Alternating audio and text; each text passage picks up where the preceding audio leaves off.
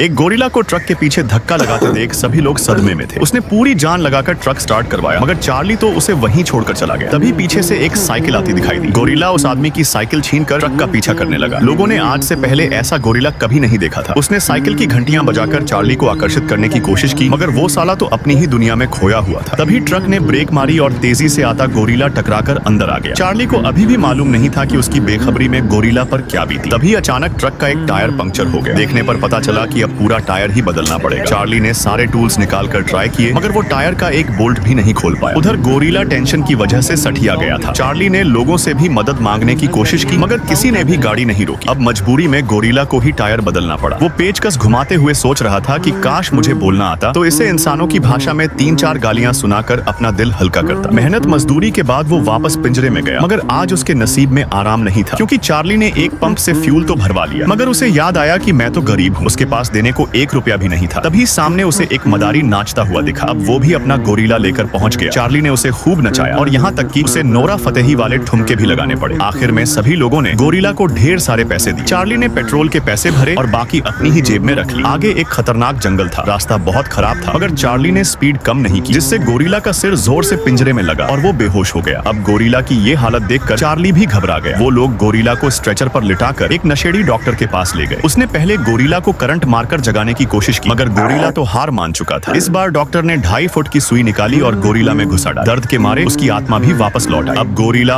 और सहन नहीं कर पाया, इसलिए वो डॉक्टर की पिटाई करके जंगल की ओर भाग गया। वहाँ भी मानव जाति से उसकी जान नहीं छूटी और वो बिन बुलाए मेहमान की तरह एक शादी में टपक पड़ा। इतने सारे इंसानों को सामने देखकर उसका सिर चकराने लगा, इसीलिए वो तुरंत वहाँ से भागा, मगर अब गांव के सभी लोग उसका पीछा कर रहे थे। इसी भाग दौड़ में उसका पैर फिसला, मगर गलती से पेड़ पर बैठा एक जंगली गोरिल्ला ऊपर आ गया। एक टपोरी उस खतरनाक जानवर को भी सर्कस का गोरिल्ला समझकर आगे बढ़ा, मगर एक ही झापड़ में पूरा गांव सुधर गया। उधर बेचारा चार्ली अपने गोरिल्ला की याद में मूत रहा था कि तभी साइड से दोनों गोरिल्ले प्रकट हुए। ये देखकर वो अपनी टंकी खाली किए बिना ही वहाँ से भाग गया। जंगली गोरिल्ले ने सर्कस वाले को चैलेंज किया, मगर वो बेचारा तो बिल्कुल भी लड़ने के मूड में नहीं था।